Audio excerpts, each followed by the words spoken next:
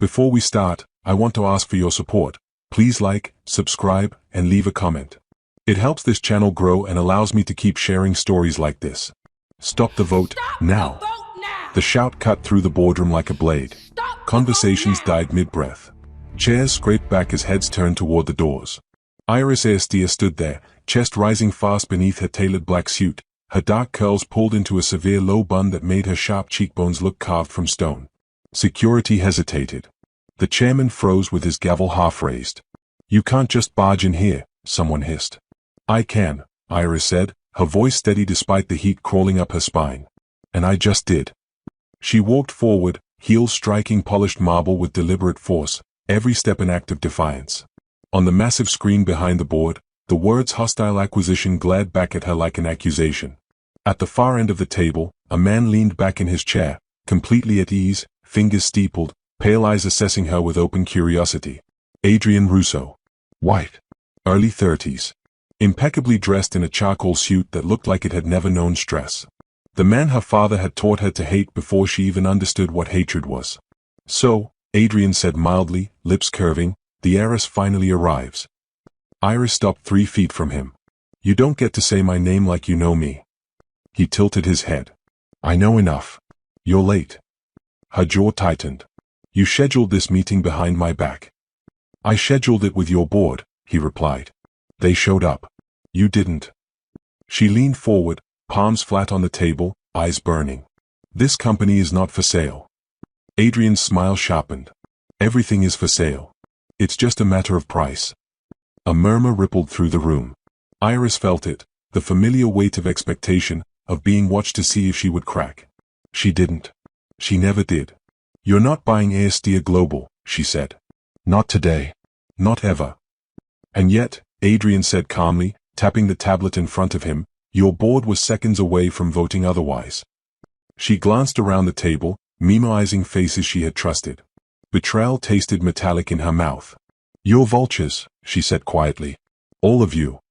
Adrian stood then, tall and unhurried, forcing her to look up at him. He smelled faintly of clean leather and something sharper. Control. "Careful, Ms. Aestia. You walked into my meeting and accused me of theft. I could have you escorted out." She met his gaze without flinching. "Try."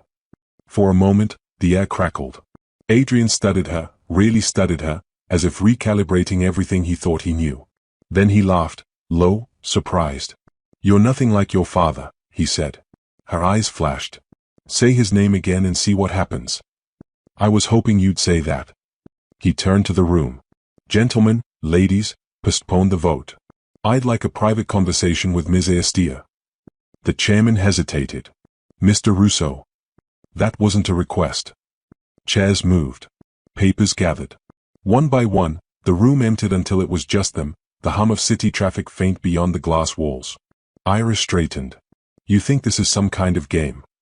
Adrian circled the table slowly. "No. I think this is inevitable." She followed him with her eyes. "My father warned me about you." His smile faded just enough to be dangerous. "And mine warned me about him." "Your family built their empire by destroying ours," she snapped. He stopped in front of her. "Your family destroyed mine first." Silence stretched. Iris felt something unfamiliar tug at her certainty. "That's a lie." "Is it?" His voice softened, but his eyes hardened. "You grew up on stories that made you comfortable.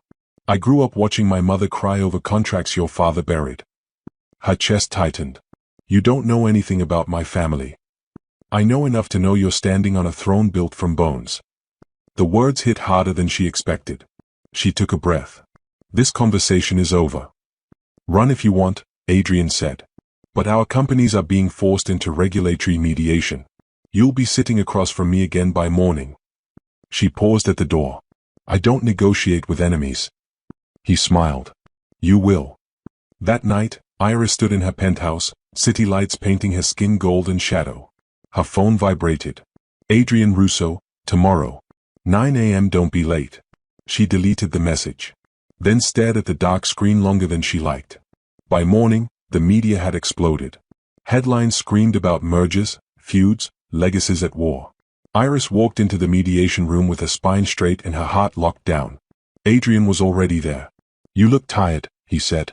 I slept fine, she lied. Good. You'll need the energy. Hours passed in tense negotiation. Numbers clashed. Voices rose. At one point, Iris slammed her folder shut. You're pushing too hard. And you're holding back, Adrian countered. Why? She stood. Because this isn't just business to you. It's revenge. His jaw flexed. And to you it's inheritance. At least I'm honest. She leaned closer. You want to win so badly you don't care who burns. Wrong, he said quietly. I care very much. Their eyes locked. Something dangerous sparked between them, recognition, maybe. Or challenge. Later, forced to share a car to a press conference, the silence grew thick. You're black, Adrian said suddenly. She blinked. Excuse me? I mean, he exhaled. You've had to fight twice as hard. It shows. She studied him. That's the first honest thing you've said. I don't lie, he said. I just don't explain. She looked away. You should. Why? Because if we're going to survive this partnership, she said, I need to know who I'm sitting across from. He watched her profile, the strength in her expression, the softness she refused to show. Then you should know, he said slowly, that I don't lose. She met his gaze. Neither do I. The car pulled up. Cameras flashed. As they stepped out side by side, the world saw rivals. Neither noticed how closely their hands brushed, or how neither pulled away fast enough. The hotel corridor smelled like polished wood and expensive restraint. Iris walked ahead, her heels sharp against the carpet, aware of Adrian's presence behind her without needing to look. It irritated her, how easily he occupied space, how his silence felt like pressure against her back. Are you always this tense, he asked casually, or is it just with me? She stopped so abruptly he nearly walked into her. She turned, eyes flashing. Do you ever stop talking? When I'm bored, he said. I'm not. You enjoy this, she accused. Provoking me. I enjoy honesty, Adrian replied. You're pretending this partnership doesn't bother you. It doesn't. He stepped closer, lowering his voice. You clenched your fist every time my name came up in that meeting. Her hand curled reflexively, then stilled. You're observant. I have to be. Weakness is expensive. She laughed once, sharp and humorless. That explains why you mistake emotion for weakness. His gaze lingered on her face, unreadable. You think I don't feel? I think you bury it under contracts and control. And you don't, he shot back. You wear power like armor. Silence stretched again, heavy but not empty. Iris exhaled slowly. This conversation is pointless. Then why are you still standing here? She turned away, unlocking her suite. Because the regulators forced me to. He followed her inside without waiting for an invitation. The suite was expansive, all glass and steel softened by warm lighting. Iris dropped her bag on the table. 5 minutes, she said. Say what you want. Adrian glanced around. You live alone. That's not relevant. Everything is relevant, he said. You don't have family hovering. No assistants. No entourage. I don't need one. No, he agreed quietly. You don't. The words landed differently than she expected. She folded her arms. What do you want, Adrian? To understand you, he said. You stormed into that boardroom like you owned it. I do. Then why do you look like you're carrying the weight of men who came before you? Her throat tightened. You don't get to psychoanalyze me. Why not? He asked. You do it to me. She hesitated. Fine. You want honesty? I don't trust you. Good, he said. I don't trust you either. Then this partnership will fail. Or, he countered, we keep our knives on the table and stop pretending we don't have them. She studied him, searching for mockery. She didn't find it. You're dangerous. He smiled faintly. So are you. The next weeks blurred into a pattern of meetings, flights, negotiations. They clashed constantly, over strategy, over language, over who controlled the narrative. Yet slowly, grudgingly, respect crept in. On a flight to Zurich, Iris caught him staring out the window, jaw tight. You hate flying, she said. He looked at her, surprised. How do you know? You gripped the armrest during turbulence. He exhaled. I grew up poor. Flying still feels borrowed.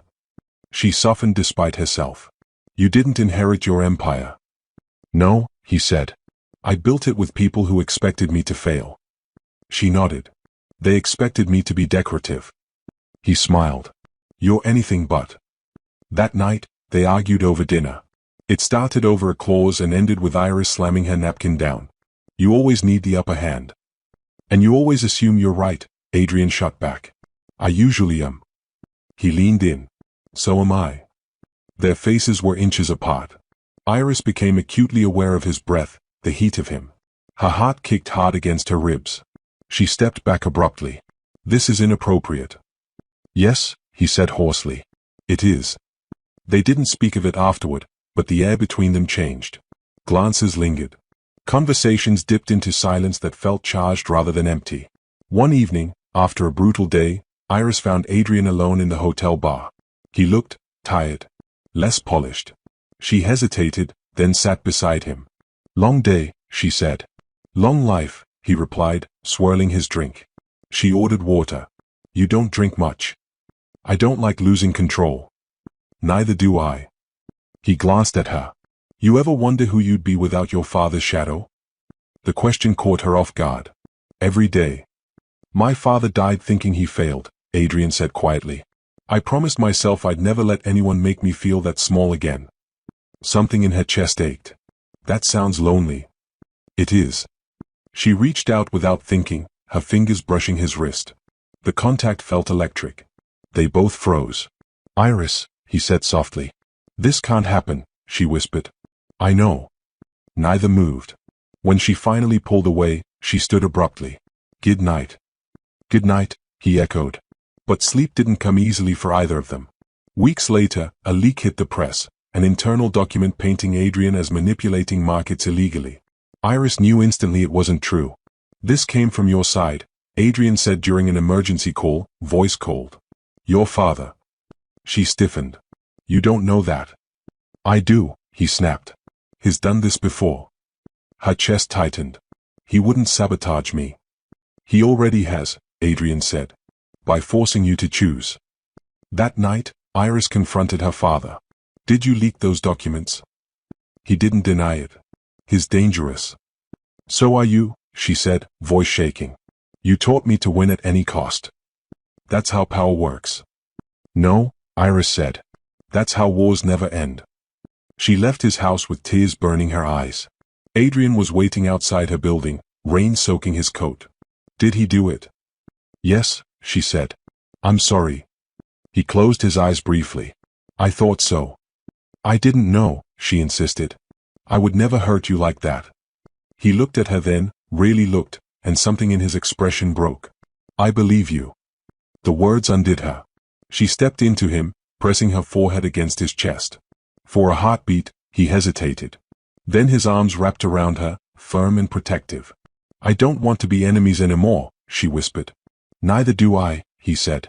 Their kiss was inevitable, slow at first, then hungry, filled with weeks of denial and heat. When they pulled apart, breathless, Iris laughed shakily. This is a terrible idea. He smiled against her lips. The best ones always are. Neither of them said the word love. Not yet.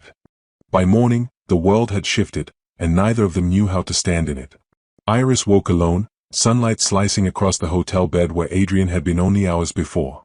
The imprint of his body lingered beside her like an accusation.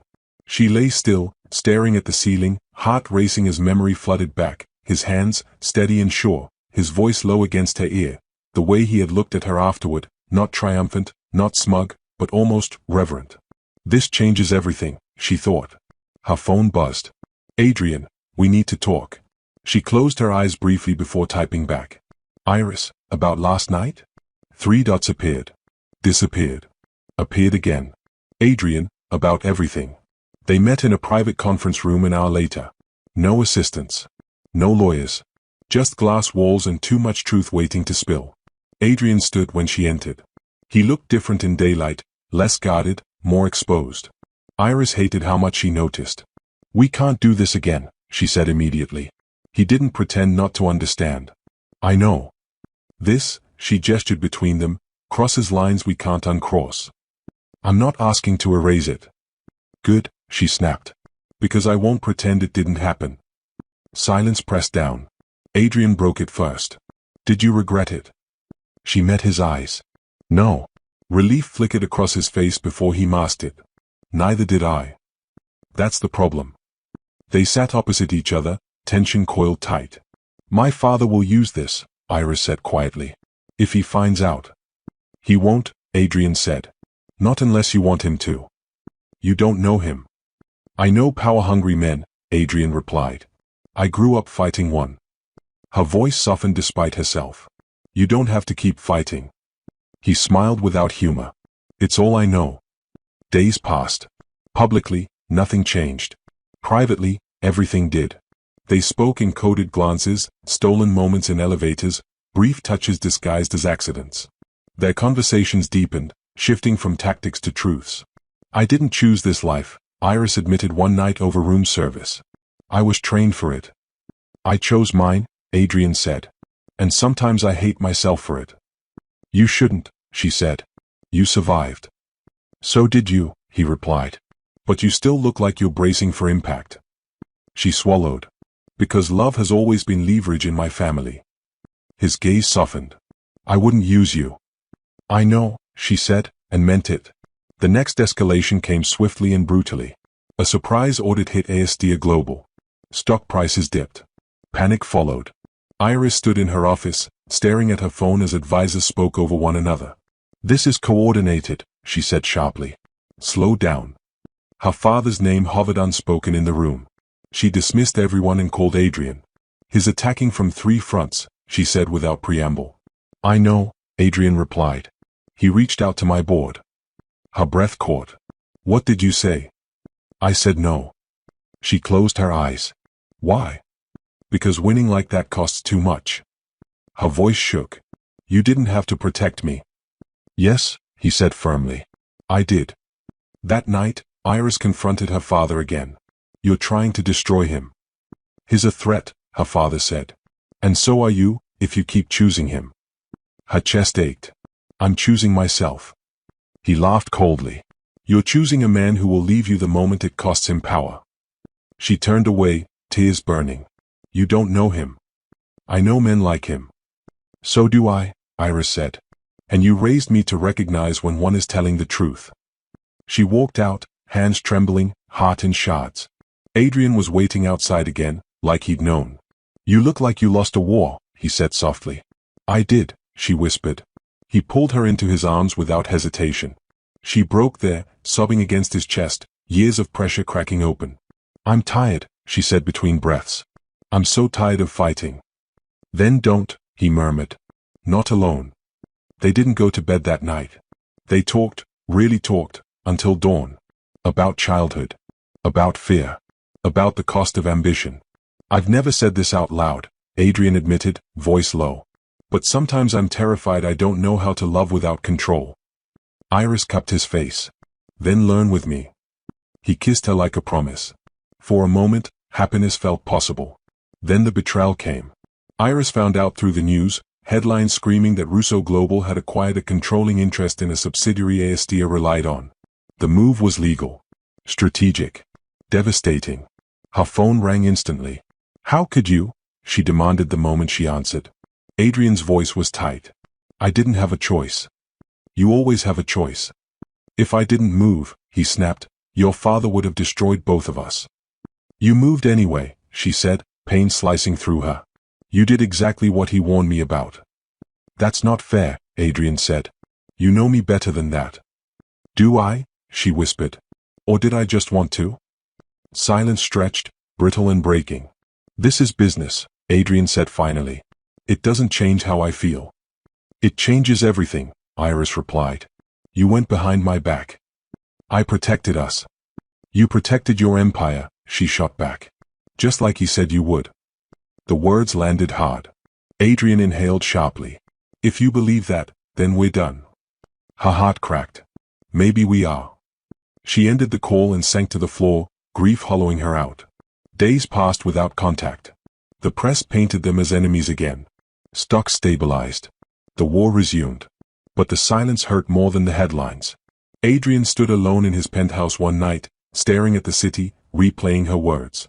Maybe I protected the wrong thing. He reached for his phone, stopped, clenched his jaw. Across town, Iris packed boxes in her office. She was stepping down, walking away from the empire her father had built on blood and bitterness. Her assistant hesitated at the door. "Are you sure?" "Yes," Iris said. "I want a life that's mine." As the door closed, her phone buzzed. "Adrian, I made a mistake." Her breath caught. "Adrian, and I don't know how to fix it, but I'm going to try." She stared at the message, heart pounding, unaware that the next choice she made would change both their lives forever. Enjoying the story so far? Make sure you subscribe and tap the notification bell so you never miss the next chapter of the adventure. Iris stared at her phone as if it could give her the answer. The words glowed on the screen, simple, desperate. "I made a mistake. And I don't know how to fix it, but I'm going to try." Her fingers hovered over the keyboard. Part of her wanted to delete the message, bury the feeling that had only grown stronger in the silence. Another part wanted to reply, to let him in, even if it meant risking everything. Finally, she typed, "Meet me. Tomorrow. Noon. Hotel Astoria. Private." Adrian didn't hesitate. Within an hour, he replied, "I'll be there. Come alone." The next day, Iris walked into the grand lobby of the Astoria. The chandeliers reflected the storm brewing in her chest. She spotted him immediately, Adrian Russo, leaning against the marble railing, white shirt sleeves rolled up, tie loosened, eyes sharp, unreadable. "You're late," he said, though a small curve of a smile betrayed him. "I am not," she snapped. He raised a brow. "You are always on time. It makes this moment feel special." She blinked, and heat climbed her neck. "Are we doing flattery now?" He stepped closer. "Honesty. I admire the way you guard yourself. I hate the way I can still reach you." Iris squared her shoulders. "I don't know if I should be here. You crossed lines, lines I never imagined anyone could cross." "Did you expect me not to?" Adrian asked, tone softening. "Because I never imagined anyone could challenge me like you do." Her breath caught. "I am not here to be challenged. I am here to protect what's mine." "And I'm here to protect what's ours," he said, lowering his voice. "Even if that means showing you the truth of us." Their conversation danced dangerously close to admission, words laid with meaning, with tension neither wanted to acknowledge fully. Hours passed in that suite as they argued, laughed, and teased, until the storm outside matched the storm inside. Then Adrian leaned in, his lips brushing hers, tentative at first, testing, searching. And when she didn't pull back, he deepened the kiss. All the weeks of denial, the stolen glances, the tension from flights, meetings, and endless negotiations, poured into that moment. Iris melted into him, but just as quickly, she pulled back. "This isn't safe," she whispered, chest heaving. "It's never safe with us," he said, gripping her shoulders gently, almost desperately. "But I can't stop." Her eyes filled. "I'm scared." "Then hold my hand," he said, voice trembling just slightly. "I'll keep you. Even if it's the first time we're trusting anyone fully." Iris hesitated. Then she took his hand. And that small, simple touch unraveled months of restraint. From that day on, their relationship was a dangerous secret. Every glance, every touch, every conversation became a silent war. How much could they risk before someone discovered them? And the more time they spent together, the more lines between hatred and love blurred. One night, as they worked late on a financial report in Zurich, Adrian brushed his thumb across her knuckles. "You're beautiful when you're focused," he murmured. She laughed softly. "Stop flattering me, Russo." "I'm not flattering you," he said, voice low. "I'm observing. Truth is more dangerous than lies." She looked at him, heart hammering. "I thought I knew what danger was. I was wrong." "Then let me teach you," he whispered. Their chemistry escalated quickly, moments of tension snapping like sparks. In the elevator, fingers brushed. In boardrooms, a glance lingered too long. On flights, she found him watching her when he thought she wasn't looking. Each encounter was a test, a battle of wills, and every time, they failed to resist. Then came the night of the gala. Iris's father had orchestrated it to flaunt power. Adrian was there. She wore a deep emerald gown that clung to her form, her hair styled to perfection. He wore black tie, his presence commanding every room, yet his eyes sought hers across the crowd. When they finally stood together, the air crackled. Her father approached, smug. "I see you found a friend," he said, voice dripping with venom. Iris's jaw tightened. "He is not my friend," she said sharply. Adrian's hand brushed hers under the table. A silent signal. I'm here. Later, on the balcony, the city lights stretching endlessly below, Adrian caught her wrist gently. You belong nowhere near him tonight, he said.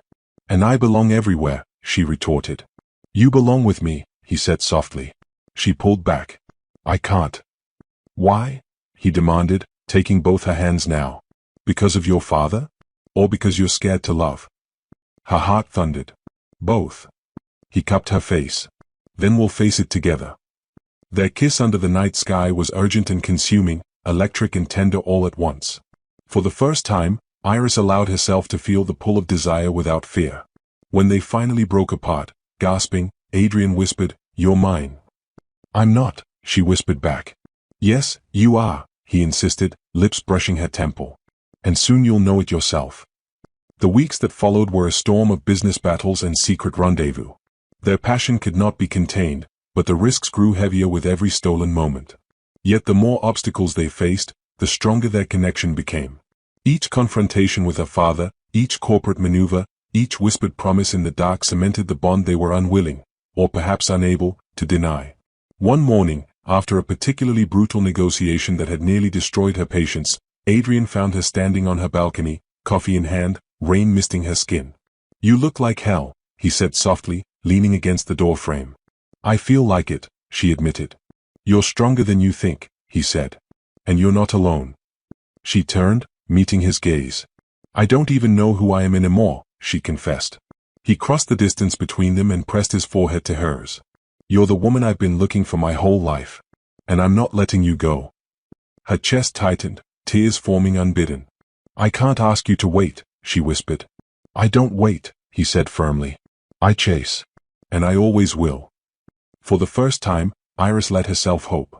For the first time, the wall she had built around her heart began to crumble. The storm outside mirrored the storm within, lightning illuminating the city and the possibilities that stretched before them. In that moment, she realized that her heart was no longer hers alone. It belonged to the man she was supposed to hate, and she could no longer deny it. The weeks after Zurich were a delicate dance between secrecy and obsession. Iris moved through her life like a shadow, boardroom by day, hotel suite by night, careful to maintain appearances while the fire of desire and trust burned between her and Adrian. Every glance, every casual touch, carried meaning they both understood but no one else could see. One night, after a brutal board meeting in London, Iris found herself alone in the conference room, reviewing financial reports, when Adrian appeared behind her. You're here late, he observed, leaning casually against the doorframe. His tie was loosened, sleeves rolled up. The sight made her pulse quicken more than it should have. I need to be, she said, voice tight. These numbers won't analyze themselves. I can help, he said softly, stepping closer. No, you can't, she replied sharply, though her fingers lingered on the tablet as he hovered over her shoulder. His warmth pressed against her, a silent challenge, and she felt herself teetering dangerously. I don't ask for much, he said, brushing a strand of hair from her face. Just for a moment to be honest, with me, with yourself. Her breath caught. Iris, stop, she whispered. I can't, he admitted. Not anymore. The tension broke like thunder. She turned to face him fully, lips barely apart. Adrian, she breathed, unsure whether the word was a warning or an invitation. He closed the remaining distance, hands on her waist, eyes dark with intensity. Iris, you don't have to fight me. Not here. Not with us. And she let herself fall. The weeks that followed were a blur of stolen moments. Flights, hotel rooms, late-night strategy sessions. They lived on the edge of discovery, the risk only feeding the passion between them. Adrian was relentless, and Iris found herself drawn to the man beneath the empire, flawed, brilliant, and entirely captivating. But the shadow of betrayal always lingered. One evening, Adrian received a message he couldn't ignore. His company had been under investigation in Asia, rumors of manipulation threatening to spread. He excused himself from dinner with Iris, tension tightening his jaw. Another war? She asked quietly. Always, he replied, running a hand through his hair. It never ends. And it always finds us. She stepped closer, resting her hand lightly on his arm. Then fight with me, not against me. His eyes softened, the steel of his gaze melting for a heartbeat. I would rather die than lose you, Iris. The next morning, a private jet carried them to Paris for negotiations. In the quiet of the cabin, she watched him study her, noticing every subtle expression, every flicker of emotion. "You're dangerous," she said suddenly, half in jest, half in truth. "And you're irresistible," he replied, voice low, teasing, yet filled with something deeper. She laughed softly, a sound that seemed to linger longer than it should. "I'm not supposed to be this," she admitted. "This reckless." "Neither am I," he said. "And yet here we are."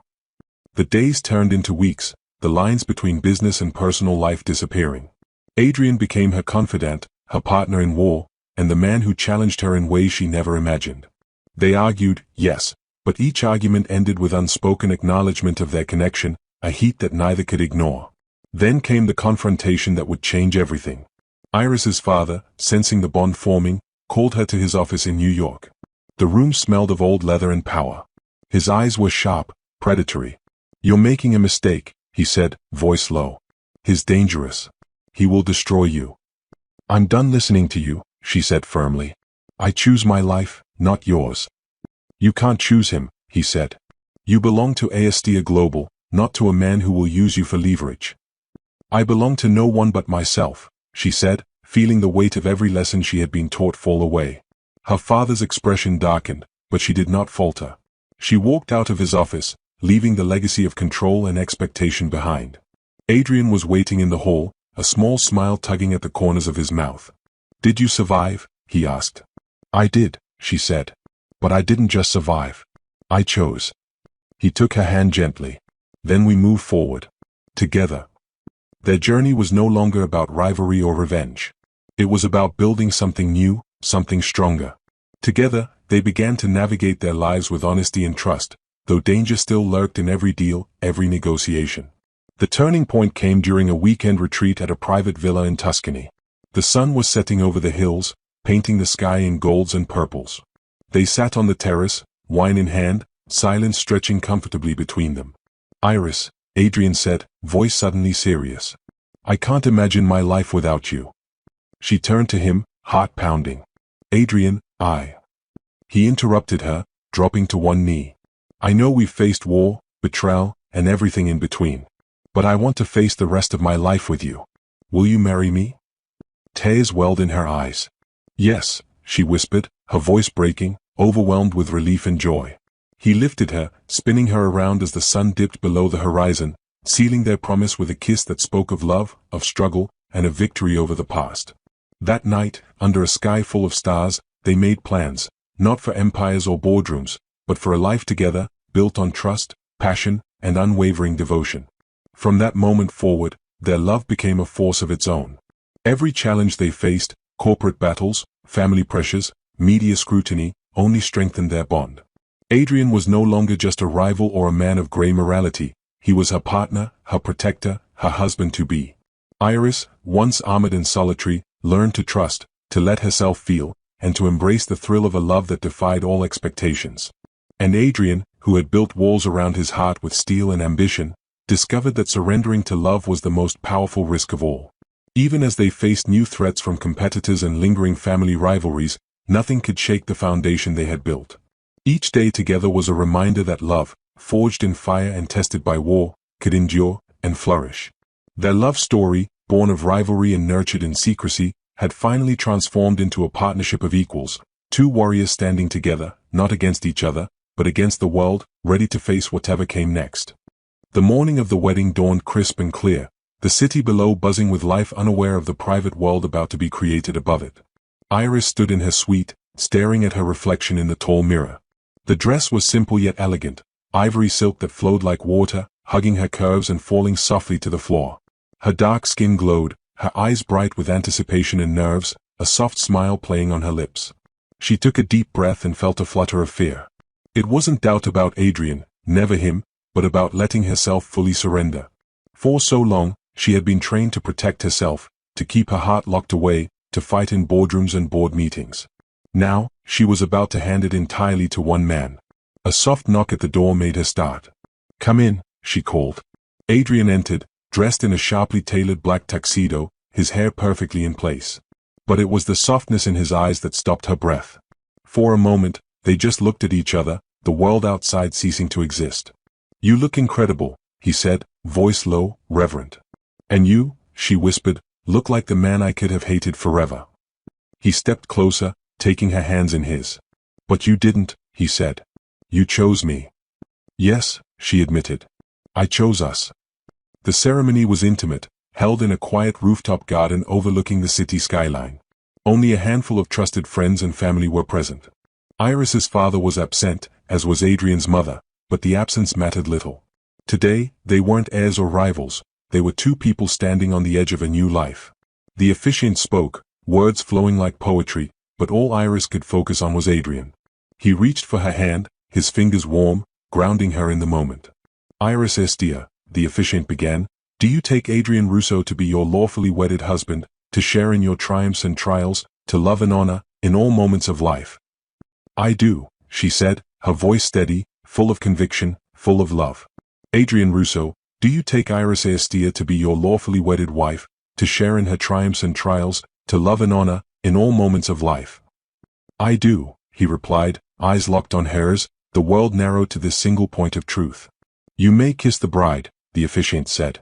Adrian lifted her face to his and kissed her slowly, deliberately, as though memorizing the moment, committing it to memory.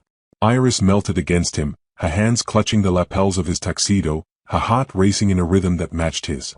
When they finally pulled apart, breathless and laughing softly, Adrian whispered, I love you, Iris. I always have. And I love you, she replied, more than I ever thought possible.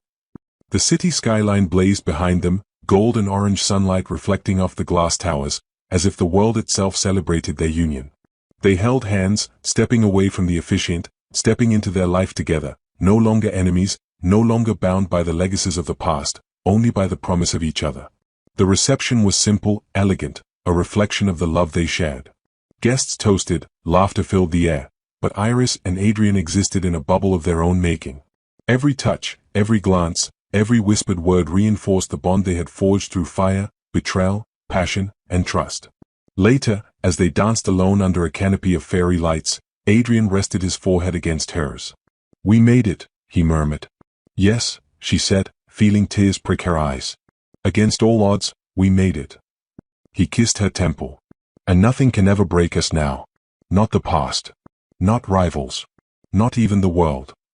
Her lips curved in a smile, the weight of years of expectation, fear, and battles lifting from her shoulders. She pressed close to him, letting the warmth of his body, his heartbeat, and his presence wash over her. For the first time in her life, Iris felt completely safe. Completely loved. Completely seen. And as the night stretched into dawn, they stepped out onto the balcony, overlooking the city that had witnessed their war, their passion, and their triumph. Adrian held her close, whispering, Here begins everything we've ever dreamed of. She rested her head on his chest, heart beating in tandem with his. Everything, she echoed. In that moment, the heiress and the businessman, enemies forged in legacy, rivals in power, now partners in love, finally found peace. And in each other, they had discovered the one thing neither legacy, betrayal, nor ambition could ever destroy. A love that would endure, unshakable and eternal. The city lights twinkled below, the stars shone above, and for Iris and Adrian, the world was theirs. Together. Forever. If you felt anything while listening to this story, if it made your heart race, made you smile, or reminded you that real love still exists, don't keep it to yourself. Hit the like button to support the channel, subscribe so you never miss a new romance story, and turn on notifications to stay close to every heartbeat, every twist, every unforgettable love. And I want to hear from you. Comment below and tell me where you're watching from. Your city, your country, your corner of the world. Your support helps this channel grow, and your comments inspire the next love story.